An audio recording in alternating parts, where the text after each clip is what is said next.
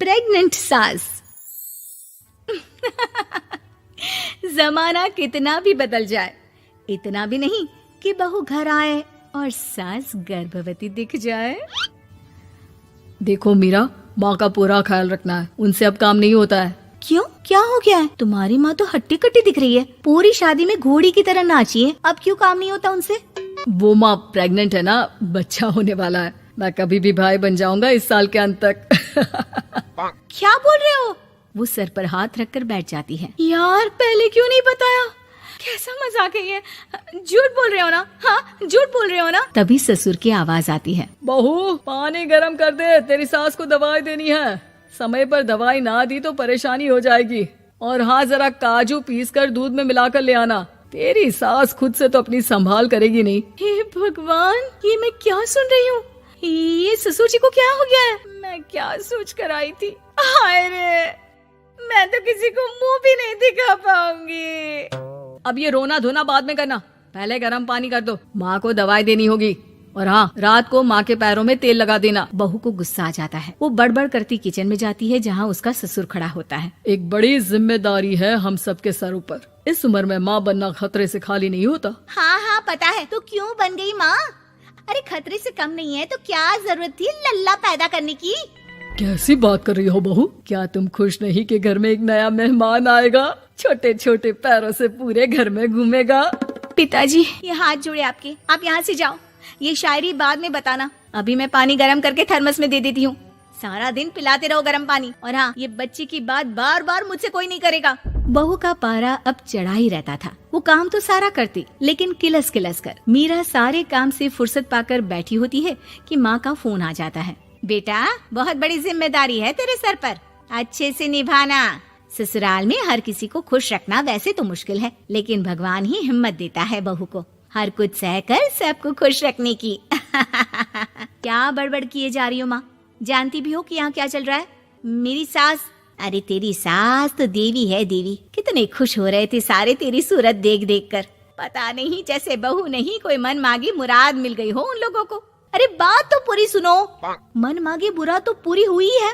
अरे मेरी सास को बच्चा होने वाला है, प्रेग्नेंट है वो। क्या बकवास कर रही है मीरा? ये बात किसी को कहना मत। मुझे तो बता दिया, लेकिन अब अपनी जबान सिल ले। कहाँ है तेरी सास? बात तो करा मेरी। पूछू जरा, पोता पोती खिलाने की उम्र में खुद का बच्चा खिलाने का शौक कहाँ से आ गया? और आया भी तो बताना तो चाहिए था। अब क्या नाक कटाने के लिए हम लोगों से रिश्ता जोड़ा है? रुक, तेरे पापा से बात करती हूँ। मीरा फोन रखकर लेट जाती है। वो एक सपना देखती है कि उसकी गोद में एक बच्चा खेल रहा है। भाभी की गोद में कितना खुश दिख रहा है ना, लग ही नहीं रहा कि भाभी है। मैं तेरे लिए क्या लाया हूँ, सोने की बालियाँ। तेरी शादी में तो मैं बुढ़ा हो जाऊंगा ना। अरे कैसी बात कर रहा है बेटा, इसकी जिम्मेदारी तो तू ही लेगा।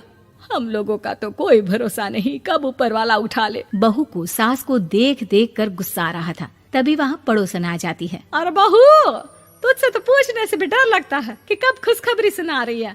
अब तो अपनी 1 महीने की ननद की ही जिम्मेदारी संभाल ले, बहुत है।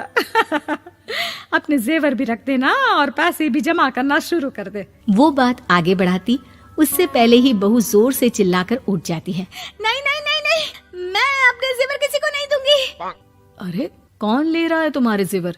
तुम औरतें भी ना सपने में भी जेवर ही संभालती रहती हो। मैंने जो सपना देखा है ना, सुनोगे तो होश उड़ जाएंगे।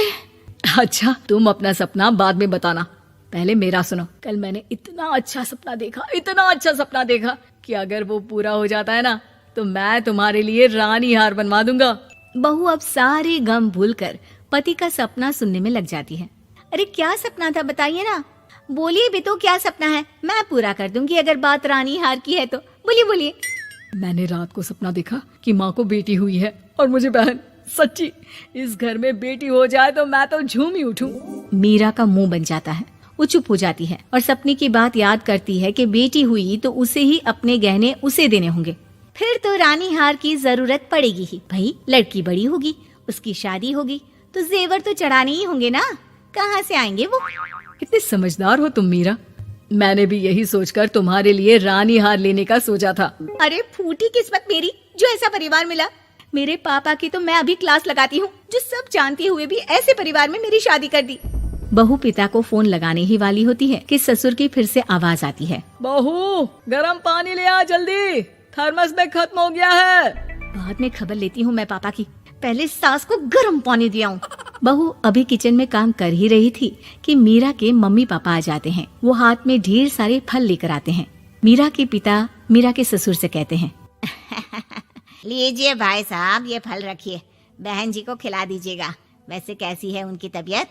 बस पता तो है आपको, ऐसे वक्त में जो होता है बस वही सब। मुझे तो सुनकर बहुत गुस्सा आया था, लेकिन चलिए, भाग्य में जो है लिखा उसे कौन टाल सकता है। डॉक्टर को दिखाए? हाँ, बस डॉक्टर आने ही वाला है। अच्छा हुआ आप लोग भी आ गए। उतने में एक सुंदर सी लेडी डॉक्टर आती है। पेशेंट कौन है आप? अरे नहीं जी, मैं तो बहू हूँ इस घर की। मैं तो अभी सोच भी नहीं सकती पोता या पोती के बारे में। अभी तो मेरी सास ही। अरे चुप हो जाना, देख तो ले, डॉक्टर है ये, किसी के भी सामने गुस्सा फोड़ देती है। डॉक्टर कमरे में जाती है और थोड़ी देर बाद बाहर आ जाती है। पीछे से सास भी निकल आती है। हे भगवान, इतना दुख तो किसी को भी ना दे जितना मुझे दिया है। देखिए बहन जी, आप लोगों को तो ये सोचना भी नहीं चाहिए था। वही तो मैं भी कह रही थी कि आप लोगों के लिए तो सोचना भी गुनाह है, लेकिन अब पछताए होत क्या जब चिड़िया चुग गई खेत। डॉक्टर वहाँ से चली जाती है। मैं माँ नहीं बन सकती, मैं प्रेग्नेंट भी नहीं हूँ। ये कैसे? तुम तो बोल रही थी कि अरे वो गैस का दर्द था और पेट भी गैस से फूल रहा था। डॉक्टर ने चूर्ण दे दिया है, गर्म पानी से फांकना है। मैं अभी लाती हूँ गर्म पानी। अरे मैं तो गीजर ही लगा देती हूँ। हाय रे, खुशी के मारे पागल ना हो जाओ।